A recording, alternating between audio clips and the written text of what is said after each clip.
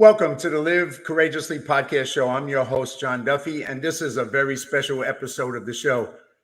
Live Courageously has been the conscious theme of my life for the last 3 years since the beginning of the pandemic in 2023, and has been an unconscious theme for most of my life.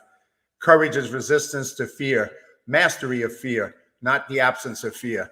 There's something contagious about someone who is courageous. And today's special show is with two courageous people, Christopher Lovero and Anton Yaremchuk, my best pronunciation.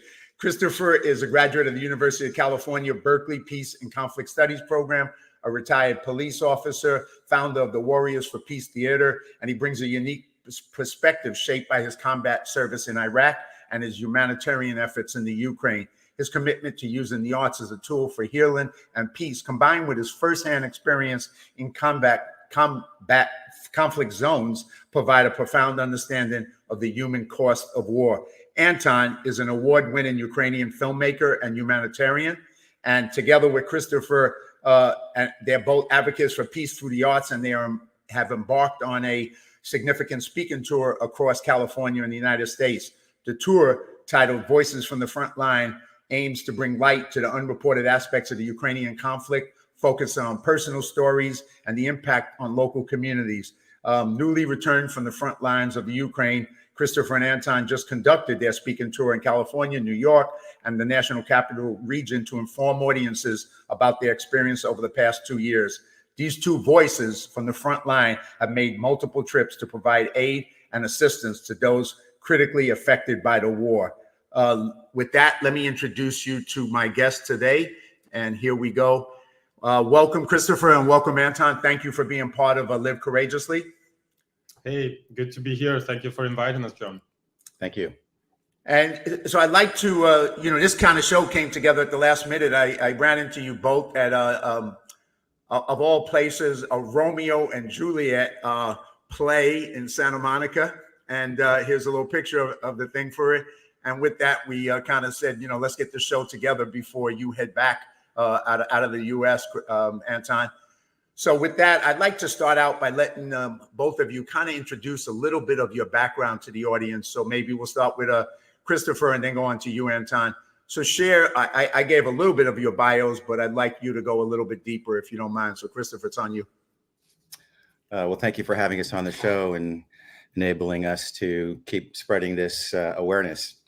So, as you mentioned, I'm a retired police officer and a U.S. Army combat veteran. I served in Iraq attached to the 2nd Infantry Division.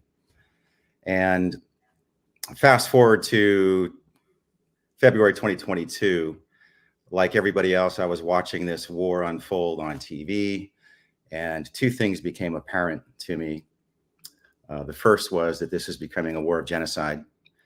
And the second thing that I realized is that the Ukrainians were going to be fighting this war alone. So like a lot of U.S. military veterans, we did a self-assessment and figured out if we could be of use because of our skill set. And I linked up with another Iraq war veteran who I served with, Juan Rodriguez, who had just come back from the region. He was helping provide safe passage to the millions of people coming across the Polish border. And so we linked up and we went and we just started networking, and we started just being a part of many, many different groups.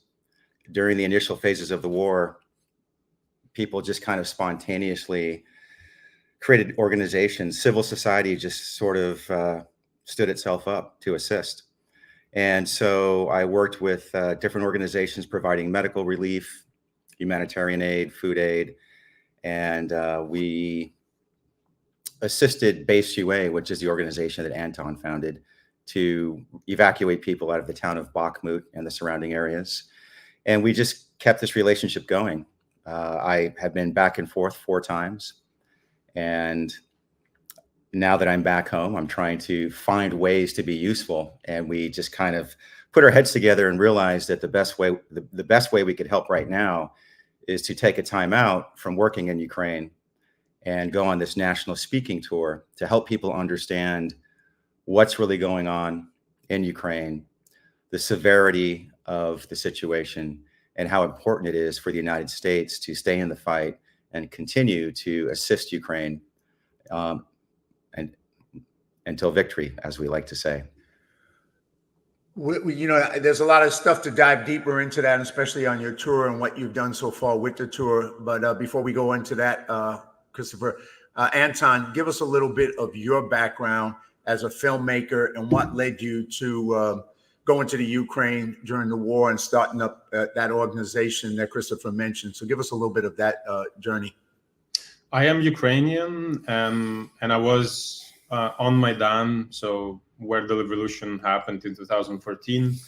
And basically since then, as obviously many other people in the country, I was looking for ways of both participating in these waves of, democratic search and search for a new modern identity that was trying to distance itself from the Soviet past and from the post-Soviet structures that kind of came to be in the 90s, that very much both influenced everything happening in the country and are also the basis for the invasion and the war itself.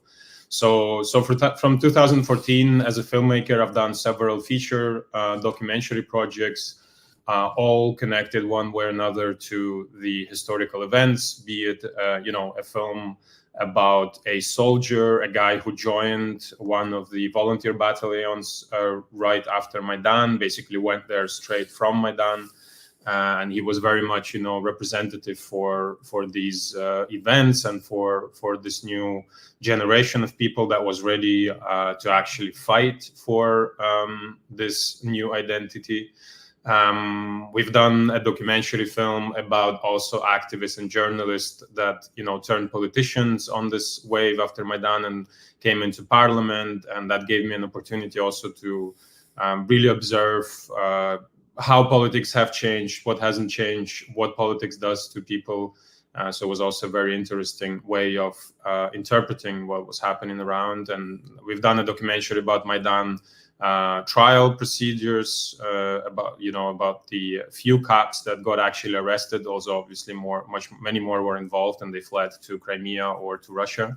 So I was basically, for all the years leading to this full-scale invasion, I was very much involved in everything happening in Ukraine, very close to those topics, to those happenings, and I was trying to do something meaningful with what I back then thought I could do best, which is, making films. That's my profession and my calling. But once this full-scale invasion happened, I think, there's nothing extraordinary or unique.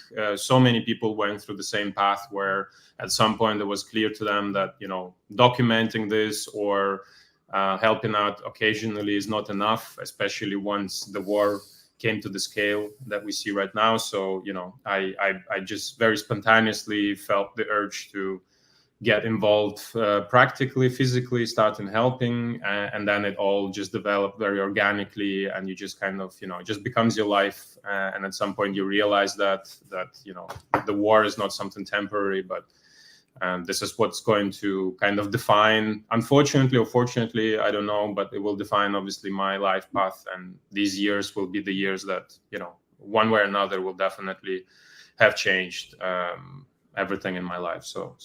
Well, I'd like to kind of get you to tell us a little bit about what the organization you built, Base UA, and then we'll kind of, we'll bounce around the bunch. But I wanted to read something that you posted that I saw on Facebook that I just thought would be good for people to hear. It was one of your posts, and it says, "I've been trying to grasp with this expected but still overwhelming reality since the first day of the Russian full-scale invasion, feeling helpless and not being able to control any part of the historical events unfolding around us is probably what bothers me the most. So we threw ourselves into the middle of things. And since the moment I drove from Berlin on the 25th of February, I've been trying to help wherever I could. Of course, it's the only way to cope with this whole bullshit and the only way to reclaim some agency, handing out a food package so that a family definitely has something to eat for a couple of days, evacuating a mother with a small child so they have a chance or a better future, or organizing a summer camp for displaced kids so they might have the opportunity to reflect on their experience through art is what we can do to maintain some sanity in all of this." So, I mean, I think that was just a pretty powerful, straight from the heart comment that you made, and I wanted to share that. But tell us a little bit about Then you got there, and this is your experience, and then you formed Base UA. Tell us a little bit about Base UA. So basically, crossing the border on the 25th, like the crisis was just kind of everywhere. You had literally millions of people moving to the western border, mostly and predominantly women with children or very big families, people with disabilities. So definitely, people that needed assistance, and the infrastructure and the overall system was completely overwhelmed and wasn't capable of moving such masses of people. So this whole evacuation thing, just really came to be because the need was so overwhelming. And we started bringing people to the border, people from Kharkiv, Zaporizhia, Kyiv, obviously smaller cities as well, from frontline regions, from the south. Everybody was kind of coming to Lviv and trying to cross the border there, and we were transporting them to the border. They would walk over the border, which was much faster than waiting in a bus or obviously even worse in a car. And the network that I had in the European Union, because I lived for many years, half of my life I spent in Italy, Germany, and have friends in many different countries. So it was possible to mobilize that network. And on the other side of the border, we would have friends and friends of friends and people that just kind of were there to help, waiting with the car and pick up those people that we evacuated. And then they would go to Berlin, to Prague, to Polish cities where we also already had someone waiting for them. So a family that could accommodate them for a few months and support them during the bureaucratic kind of registration processes and things like that. So I guess that's it just kind of came to be, but that's very much representative of what Base UA became as well down the road.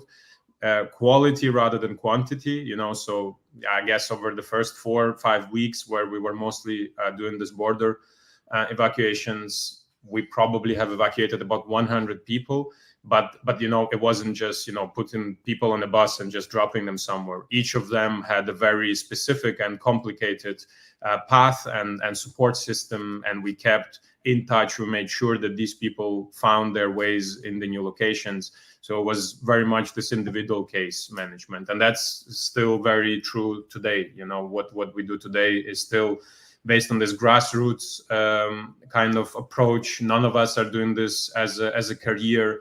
None of us is, making money with this. None of us is doing this out of some sense of ambition, as unfortunately does happen in certain bigger institutions.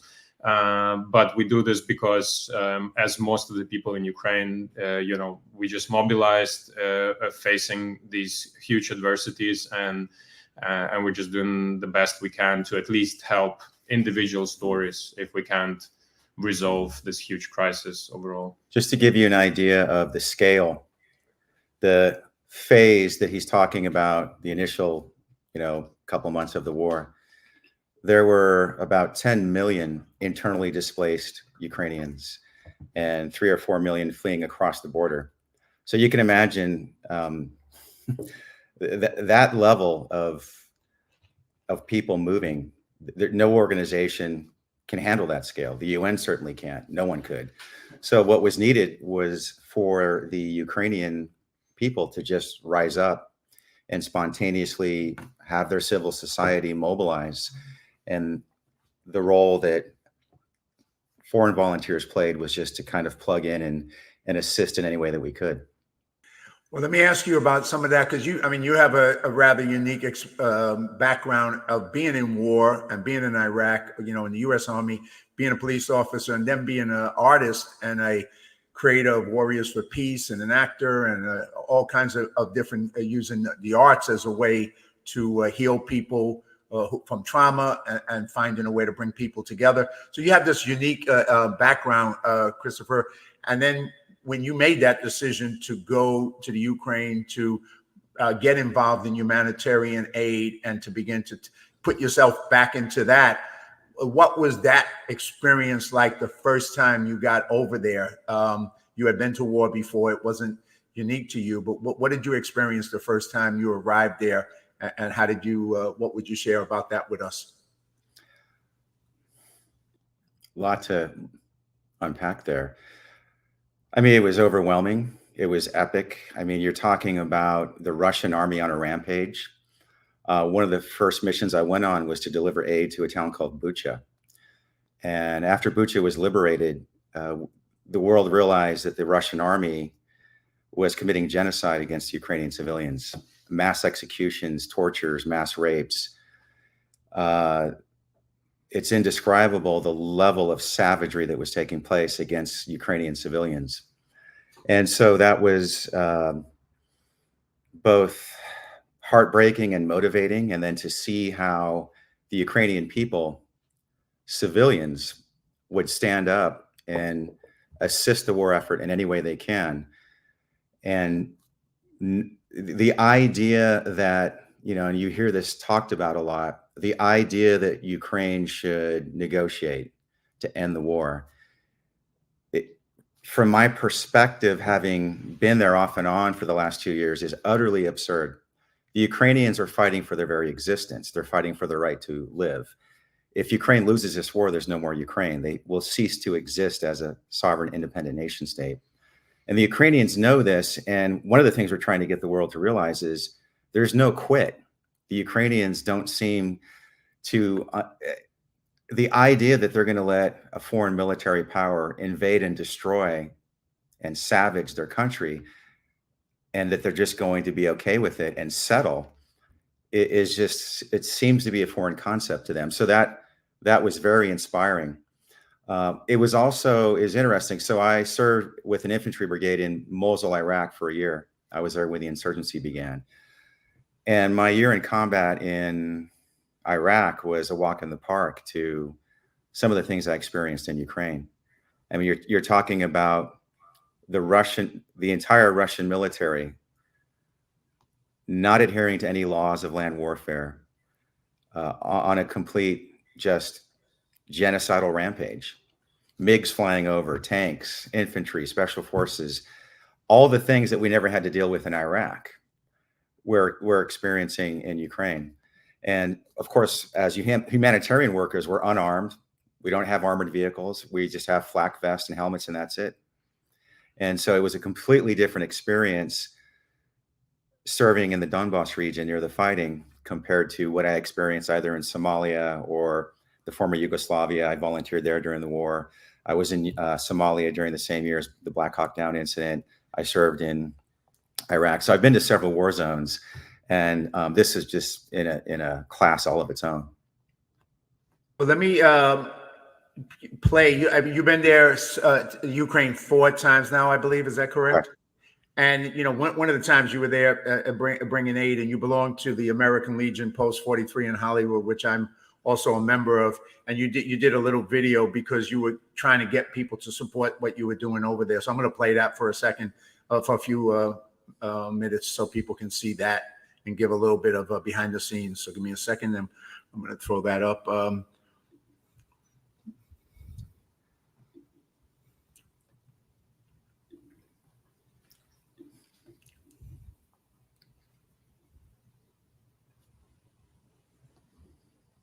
Christopher Lovero, and I just wanted to give a shout out to my brothers and sisters back home in the veterans community, especially Post 43, American Legion, and VME. Thank you, everyone who has donated, who has prayed for me, who has supported me to help the mission over here. It doesn't go unnoticed. God bless you. I just want you to know I really appreciate all of you and love you, and I'll be home soon. Slava Ukraini.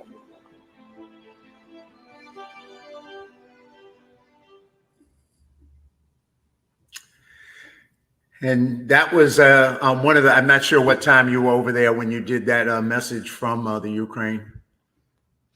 Yeah, that was last winter. Last winter. And yeah, I think that was near Chasiv Yar. Yeah. Well, there's a lot to, unpack on this. I guess, let's, we'll go forward, then we'll go backwards. But maybe, just recently you put together this tour of the United States, obviously California. You went to other cities together with Anton, and the purpose of that tour. So why don't we talk a little bit of that where you've been. And I know you're about to do another event at American Legion Post 43 tomorrow night to spread that word to the post. But share a little bit about why you put the tour together. What was the purpose of the tour, the educational of that? What were you trying to accomplish, and what did you accomplish? And share that with us as well. Sure, I'll speak for a moment, Manny. So, going back to how could I be the most useful? I've been there 4 times. And as Anton talks a lot about, there's different phases of the war that require different needs to be addressed. Some are short-term, some are long-term. The evacuation phase of, the emergency of getting people out of areas of fighting, that phase is mostly gone. Delivering emergency aid, that was the beginning phase. Now it's more addressing these long-term needs, rehousing people. If you evacuate people from a area of active combat, where do they go? How do the kids go to school? Do they have medical aid? So, there's all these things that are needed. But in the end, the United States and our aid and support are extremely critical, because without it, it's very hard to see a path for a successful outcome for Ukraine.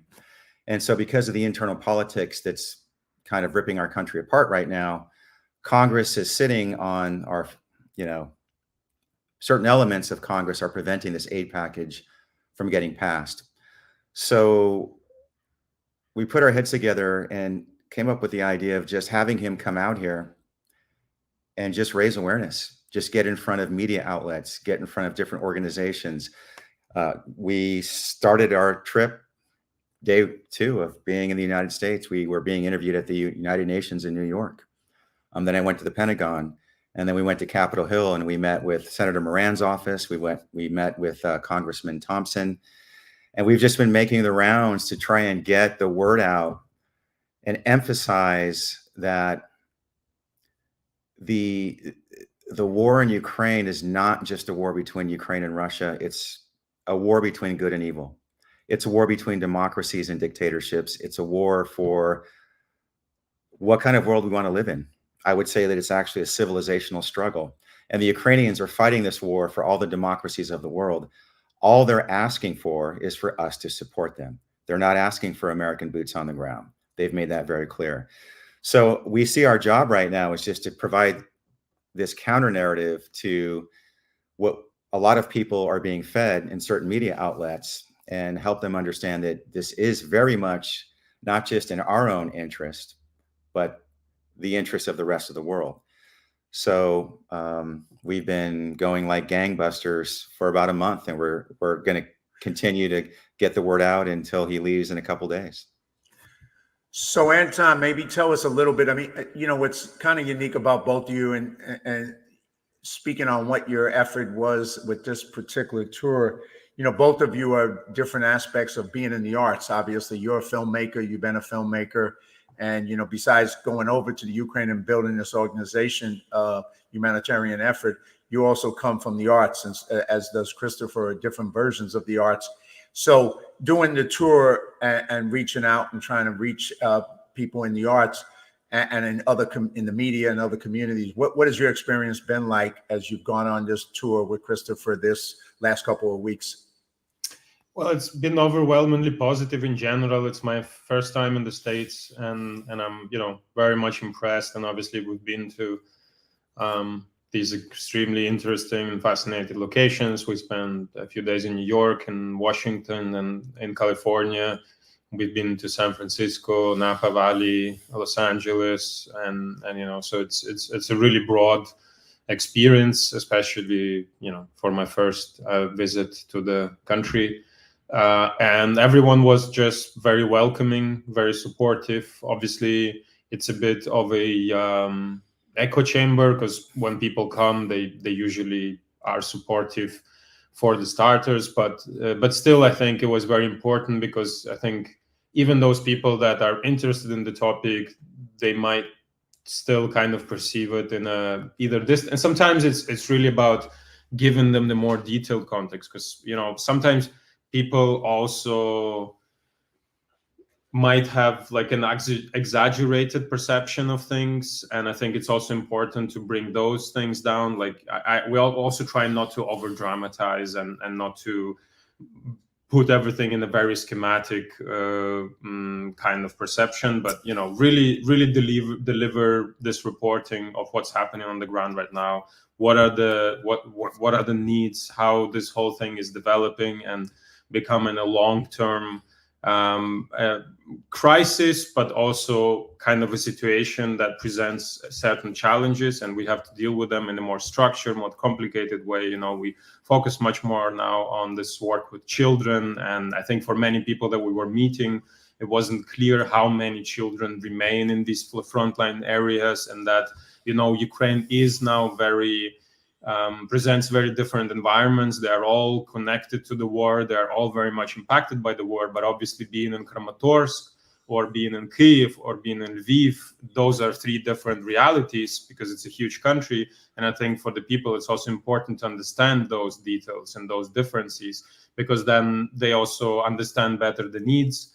And that was basically our main goal. I think most of the people were, as I said, overwhelmingly welcoming, but it gives us the opportunity to also just maintain that topic alive, because whoever comes to an event of ours then goes back home and talks to someone who wasn't at that event, and those people potentially will talk about Ukraine the next day again, or they will be more focused on the news they'll see on Twitter or on Facebook or on television. I think it's also about creating these multiplier forces, and the more people talk about it, the better, and the higher the chances that also people that need to hear it will actually hear it. So I guess that's kind of how we see all of this. And as I said, the experience was overwhelmingly positive. I'm just extremely grateful for obviously Christopher organizing all of this, and everyone from his network who was very supportive. So we don't take this for granted. Ukraine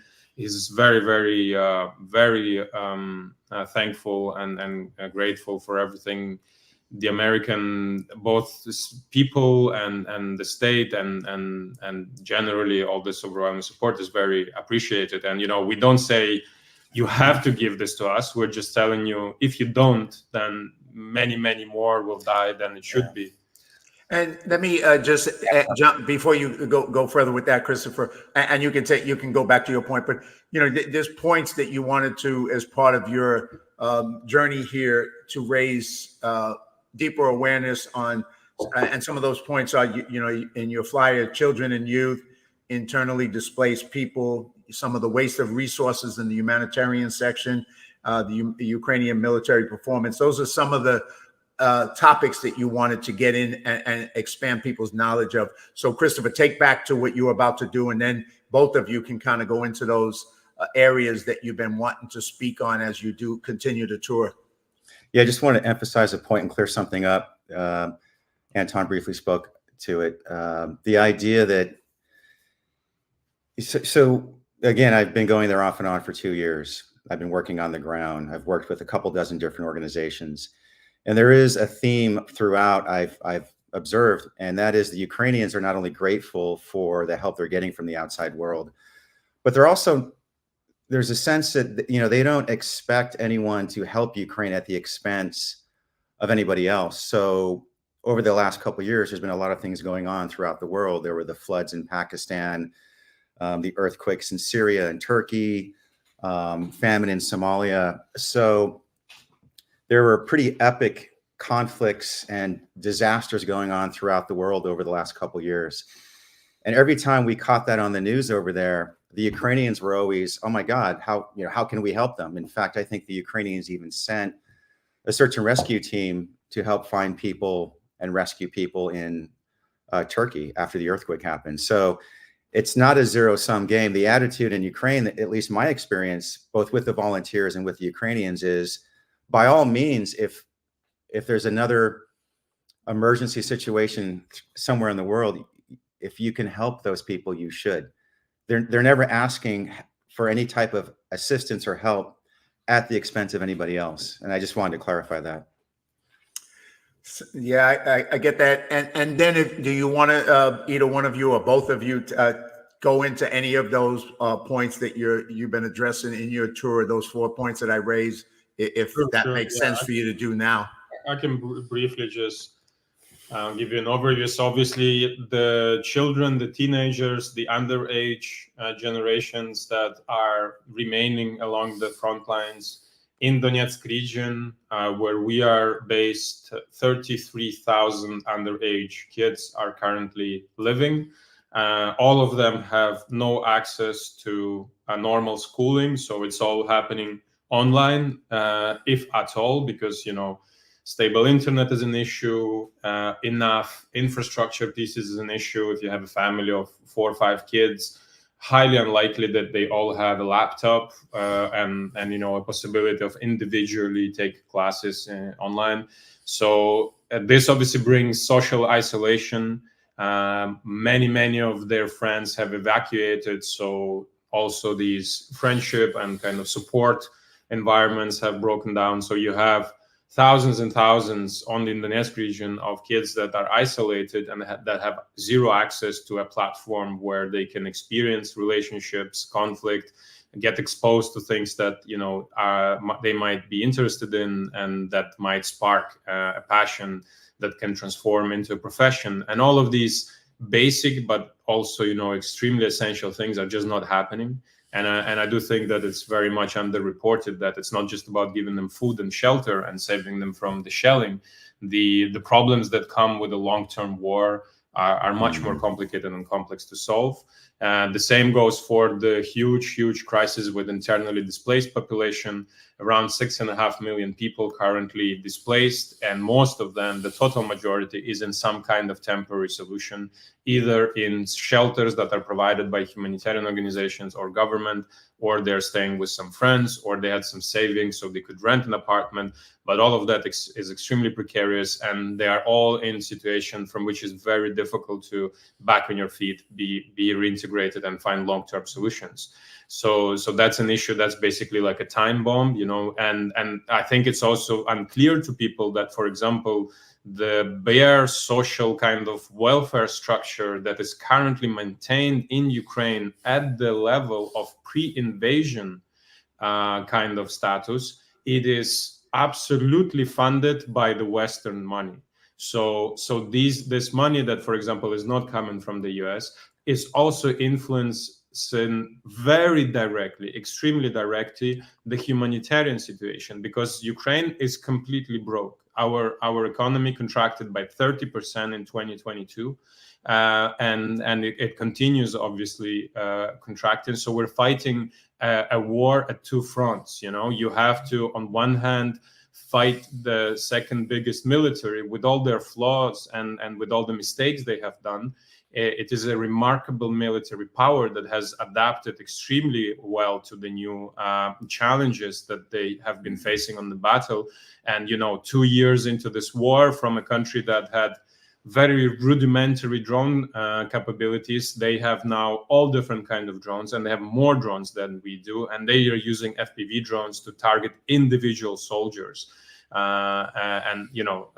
They very much adapted. So we're fighting this war on both ends, on both fronts, because we need to survive somehow economically, but also fight this war that requires immense resources that we don't have. So everything we have goes to the war effort, and the social system and the support for internally displaced people, it's mostly financed by either debt or direct support that comes from outside of the country. Huge issue. Nobody knows how to deal with it. And while the war is going on, nobody's even capable of dealing with it, And then obviously the war efforts themselves, I think it's the Russians were losing also the battle of narratives at the onset of the invasion, but they very much came back, and they came back very strong, and Russian narratives are dominating again, and they're very good at that. And nobody talks about the fact that Ukraine, a country without a navy, literally without a navy, has taken out 1/3 of all ships that Russia had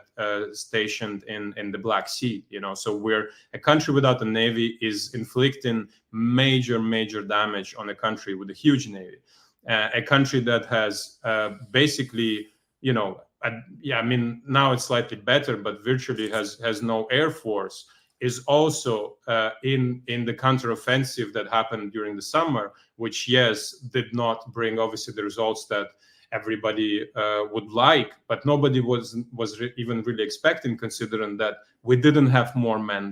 We didn't have more artillery power, and we didn't have air superiority. We just didn't have any air capabilities.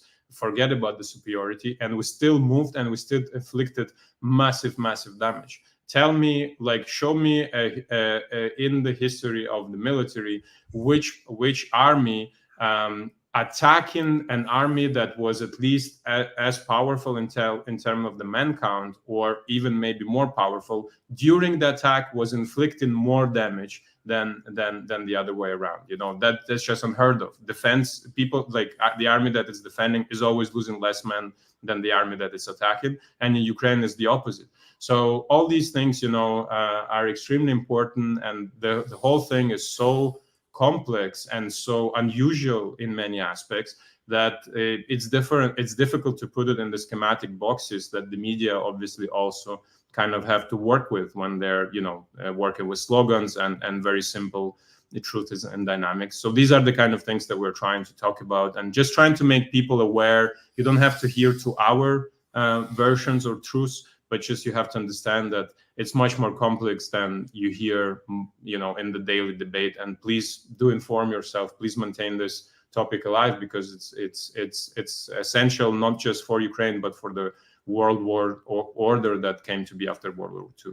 Well, it's clearly much more complex than most of us know, and I think, you know, you explaining that some of that complexities on all the different layers, I think, is real important. I mean, one of the things, I don't know if you know, or, you know, for the audience too, what is the scope of the losses, both, you know, deaths and injured in the Ukraine during this period of war? Is there, you know, I mean, obviously no one knows exactly those numbers, but it's significant, right? And so it's absolutely harrowing. Unfortunately, I would say, you know, casualties, like, it's obviously very hard to estimate. Mm-hmm. There are several organizations, international, and there are Russian opposition media and organizations that are obviously in exile. There are international journalistic conglomerates that are working on this, and there are different models how they're calculating losses in Russia, for example. And there are, you know, I'm not going to go into it, but they're quite complex, but also quite brilliant algorithms that give you pretty good estimates. And we are, you know, we're talking well over 100,000 on the Russian side. I have no idea, like, based on what I have read, heard, and kind of discovered and research, I would say that unfortunately the Ukrainian losses are not far from the Russian ones. Like, I would definitely be very surprised if these ratios of, you know, like 1 to 10, 1 to 5, whatever, that of course we have had in specific battles, but overall I think we're also talking about huge numbers. The official number coming from the government that Zelensky announced actually just a couple of weeks ago was 31,000 dead on the Ukrainian side. I would say easily double, triple that, because obviously he's saying about confirmed deaths, so those that are 100% verified, but you can imagine the amount of people that have been not found, considering the type of the battle and, you know, the heavy artillery shelling, and the fact that there are just simply certain parts of the battlefields that are kind of no man's land, and you know, so not recovered bodies, easily double, triple. So yeah, figures are harrowing. Well, the other thing that relates to this is the number of civilian casualties, and how do you even wrap your head around that? Because these territories that are being occupied, there's just no way we can know. I mean, the estimates of the number of civilians that died in Mariupol are in the thousands. I've even heard tens of thousands. And then there's easily tens of thousands just in Mariupol that may have perished. So, you know, if you're trying to come up with numbers. I just don't know how you do it when you can't even have access to the lives lost in the occupied territories. And then there's the other issue of children that have been abducted and taken into Russia. And I think that's actually the reason that there's an international arrest warrant out for Putin. I don't know if you can speak to that, but there's those numbers. Those numbers are all over the place. I've heard over 1 million kids. I've heard tens of thousands. I mean, we just don't know. I would say we can say about 20,000, 30,000 kids have been definitely kidnapped for all purposes. That's probably a conservative figure. Yeah, we can talk about more, but we're talking about huge numbers of kids that have been literally just abducted and brought to Russia. Well, all the numbers, obviously, all what you're saying, you can't tell in the middle of all this, but they're huge numbers. They're harrowing numbers. It's just beyond the scope of imagination from people who are not, aware or being involved in any of that. But I think it's also,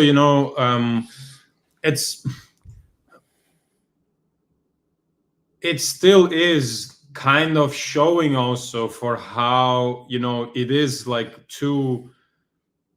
in certain areas, at least, very kind of formidable sides that are fighting against each other, and in a certain way with very similar capabilities. Because, if we talk about Syria, for example, we have over 500,000 civilians that died in Syria. So a number that is definitely much bigger than in Ukraine, because they're, Russian, and obviously all those deaths are massively, and the majority of them have to be attributed to Russian involvement and their bombardments, obviously, because the mass casualties happened during these bombardment campaigns where Russia just razed these cities to the ground. And in Ukraine, they can do this. And obviously that is also because once we exhausted the Soviet air defense system, the American, the German, the other air defense systems came into the country to defend the cities.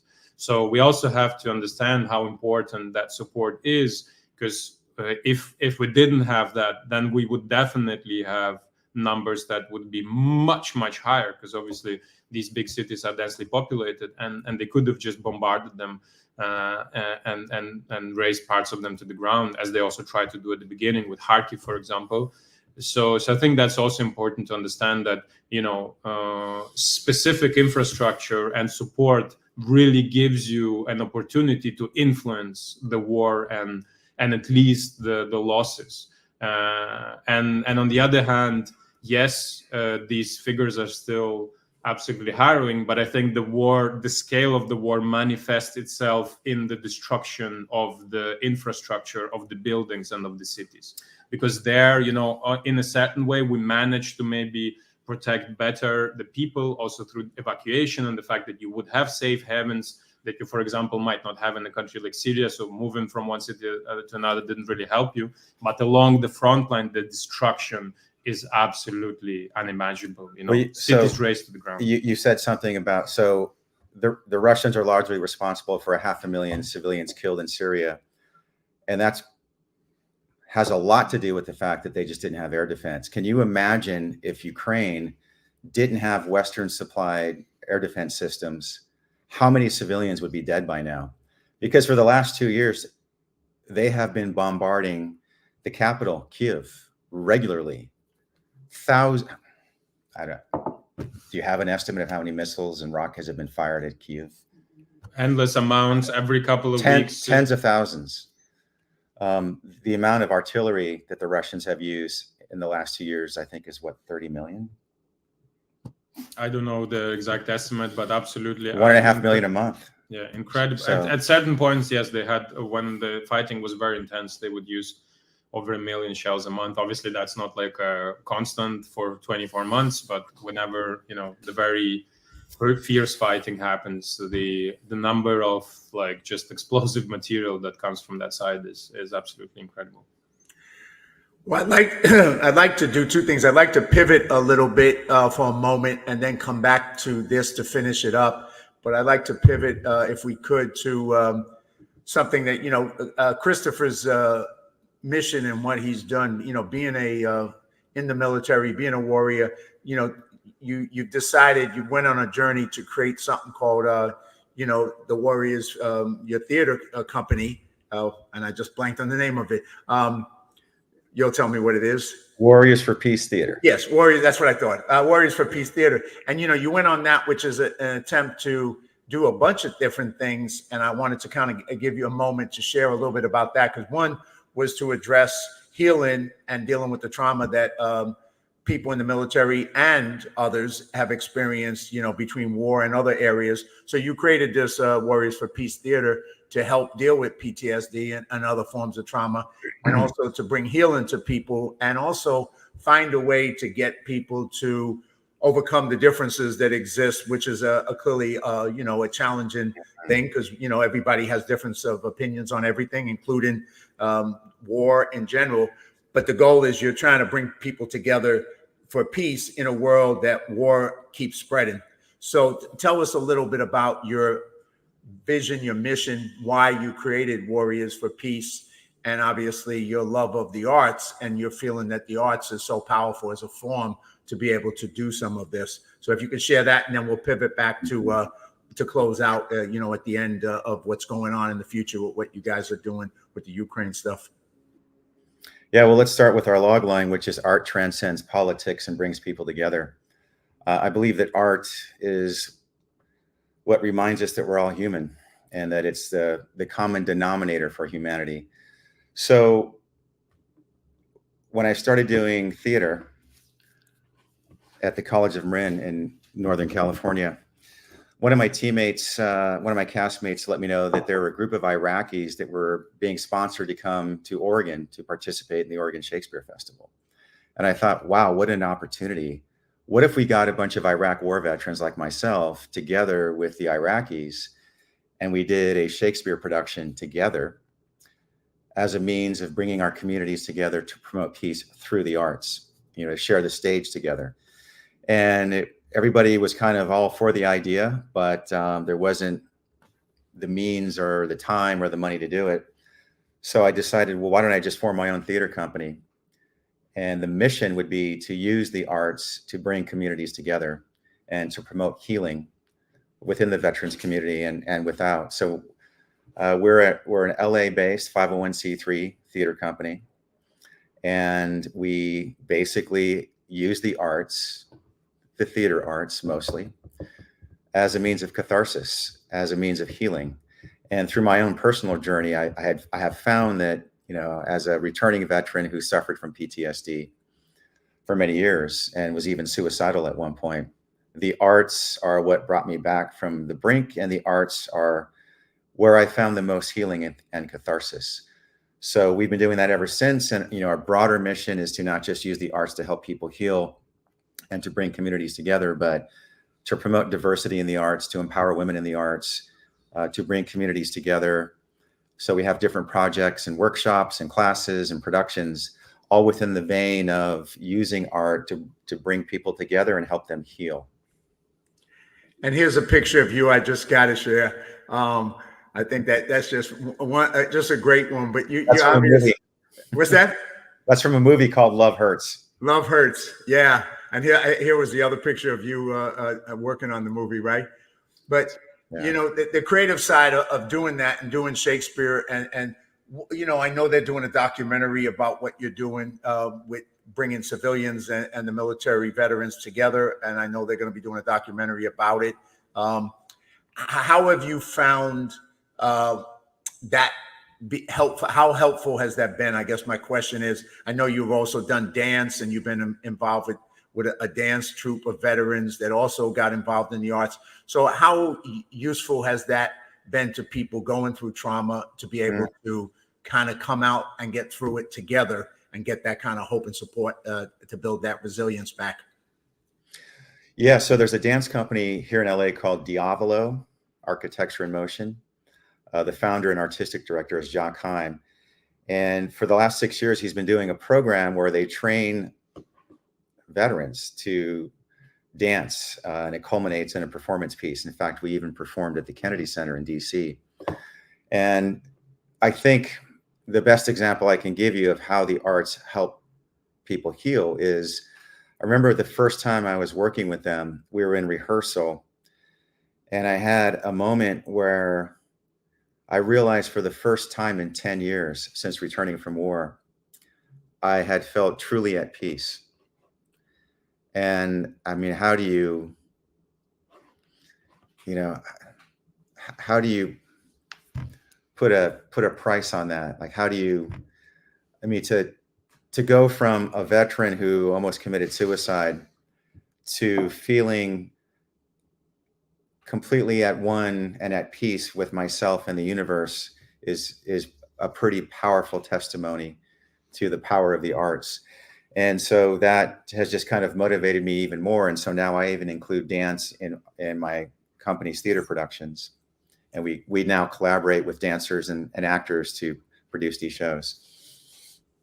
Well, the other night I got to see your performance of Romeo and Juliet with dance involved at the West Side Ballet Company, and it had that in it. And it was a very powerful performance. I mean, it was, I'm not, I've acted, but Shakespeare is a challenge. But watching the performance, it was, and then the conversation after the performance that you had with both veterans as well as civilians, it was just a very powerful conversation of what you're saying that you're doing to, bring those communities together and to bring healing and to bring communication. So, I got to see it in person, which is why we're doing this podcast today. But feel free to add to that. Yeah, I would like to talk about the collaboration that we do with civilians. I mean, most of what we do, even though I'm a veteran, this is a veteran-founded 501c3, most of what we do is a collaboration with civilians, because we have found that there's a magic that happens when you bring these two communities together, because everybody has trauma, right? Everybody, not just veterans. And so we help the civilians heal, they help us heal. And I think that if we did something that was only for veterans, we would really be missing out on that component that helps both communities. It also has the added benefit of narrowing the civil military divide. And given that there's such a small amount of, at least in the United States, small amount of people who participate in the military, that divide is gotten bigger, obviously. And so a lot of people don't have any, on the civilian side, don't have a lot of contact with military people. So by doing that, it just creates a education for the civilian side to really get a better understanding of the military side. Just like, listening to this today and listen to what you share from your experiences over in the Ukraine, I think for people who've never been in war, people who've never been in that situation, it just educates people on a deeper level, like you said, to the complexities, Anton, of this situation. Because, a lot of times people's understanding is very simplistic if you're not in the middle of it and don't have the experience, or you don't get to talk to the people who are really living through it and experiencing it. You tend to have a very simplistic understanding of the realities. And I think what you're doing is bringing an awareness to the complexities and all the layers and levels. And I think the problem is that today we kind of live in a society where you can't say, oh, I don't know enough. I don't have a position on that.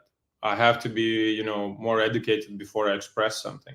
Everyone is kind of pushed towards embracing one side or the other, being extremely, biased and just kind of embracing these narratives in packages.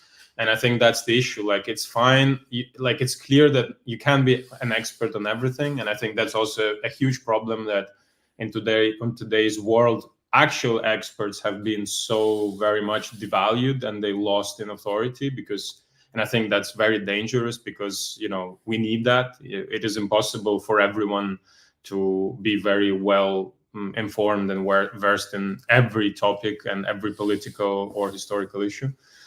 So it's also about just as you said, as I already said, is trying to make people understand that things are more complicated than they might seem. And so before you act, ask yourself twice, are you really informed? Are you really doing something that you decided, or you're just embracing some kind of position that, has been pushed on you through your environment, through your habitat, and kind of social status and so on and so forth. So. Well, when I started this podcast a couple years ago, Live Courageously, I mean, courage can be defined many different ways, and obviously there's many forms of courage. But, I think one form of courage, in my opinion, is to have the courage to be willing to have respectful conversations with people who have different opinions than you, to not be afraid to do that. As long as you come from a place of respect and saying, well, what can I learn from this person? Because they have experiences different than me. Now, we may disagree on this perspective or that perspective, but if you're a good person, why wouldn't I want to learn why you have that perspective, what your experiences have been, so I can grow and learn and maybe change my opinions on certain things, or maybe not. It all, but at least if you're willing to, and that's, I think, one of the things that why I appreciate what Christopher's attitude is trying to encourage people to have those kind of communications between each other and do it with respect and do it with, like, I don't know, you said we can't know everything. We don't know everything. And we know very, what our limited experiences are. So why not have conversations with people who have a different experience and try to learn from them and do it respectfully? So that's one of the reasons I do the show the way I do. And of course, I have strong opinions, but it isn't about me trying to convince you on my opinion. It's about, let's have a conversation and let me learn. I think, and especially here in the United States, so many of us have lost the ability to listen to an opinion or a perspective or a conclusion that's completely different and be okay with that, and not then demonize the person for thinking differently. I really think it's kind of ripping our society apart. We're so partisan to the point where we're tribal, and we're all human. We all do it. We all get sucked into political debates. But I think if we can just challenge ourselves to listen to someone and not always just being, rather than waiting until they stop talking so you can respond to convince them that they're wrong, why not just listen and understand that, okay, that's a different perspective. And let me hear where you're coming from. How did you draw that conclusion? You're a smart person. You look at this and you have a completely different take on it. I want to know why. And I'm not going to try and convince you that you're wrong. I'm going to respect that you just simply think differently than I do. And that's okay. We've lost that here. I couldn't agree more. We have lost it. And, there's two different things that I, have heard said, and I agree. One is, we've been given 2 ears and 1 mouth. So we should probably try to listen twice as much as we talk, which is I love that.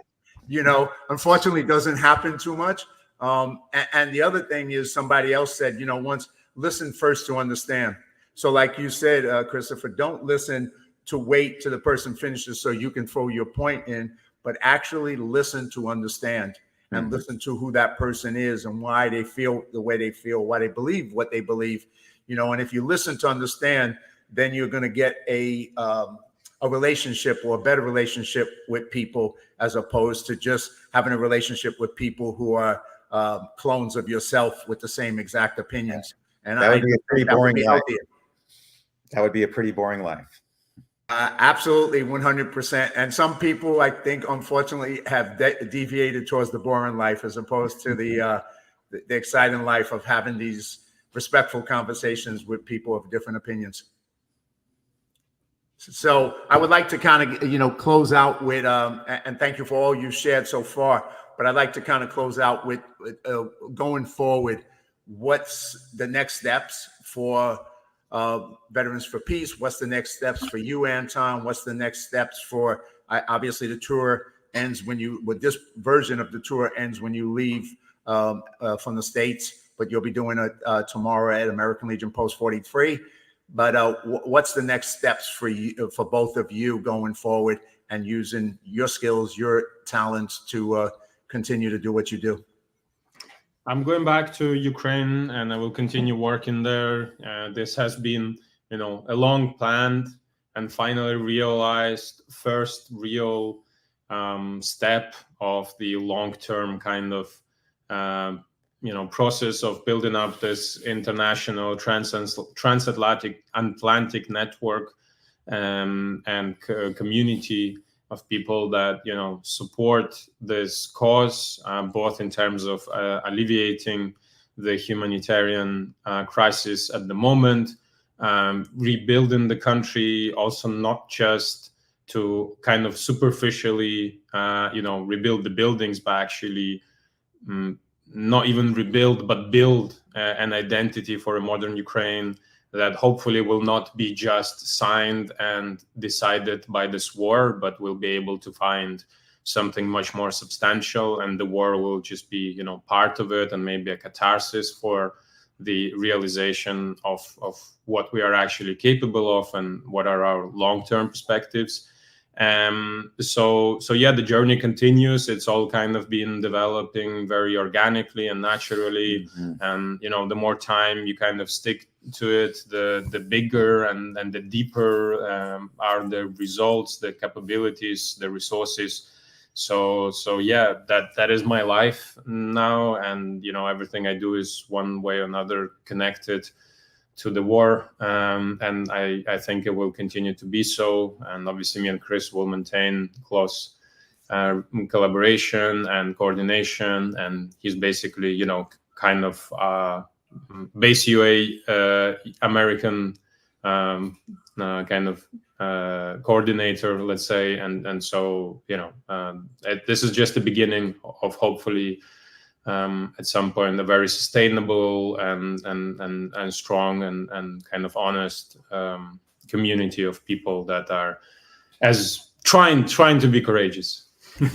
Let me also add to that. So one of the things that we're going to be doing going forward is producing content, video content, to basically create a counter narrative to some of the propagandized information that's being pumped out via the Kremlin or by the Kremlin via certain American news outlets. So, topics such as, you hear people say that Ukraine was always just a part of Russia, that this is a regional conflict. It's, we shouldn't be investing so much of our money in it. Like all these things that we hear about discussed, we need to offer another perspective to that, to counter it, and provide the ground truth that we have from having been over there.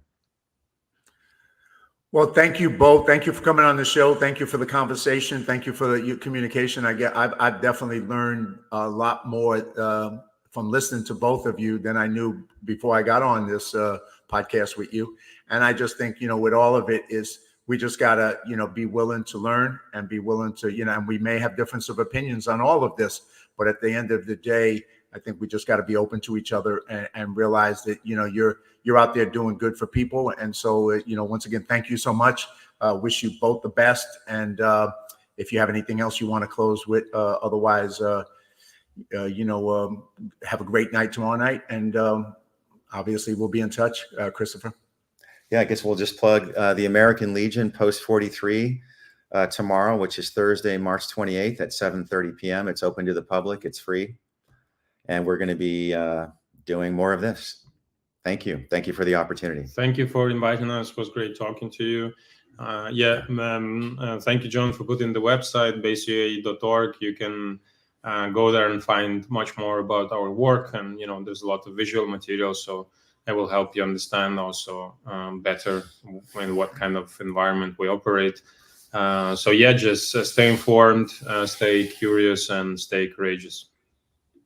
Well, I love all those, and yes, 100%, Anton. Well, thank you. God bless both of you, and best, and we'll connect in the future. Thank you.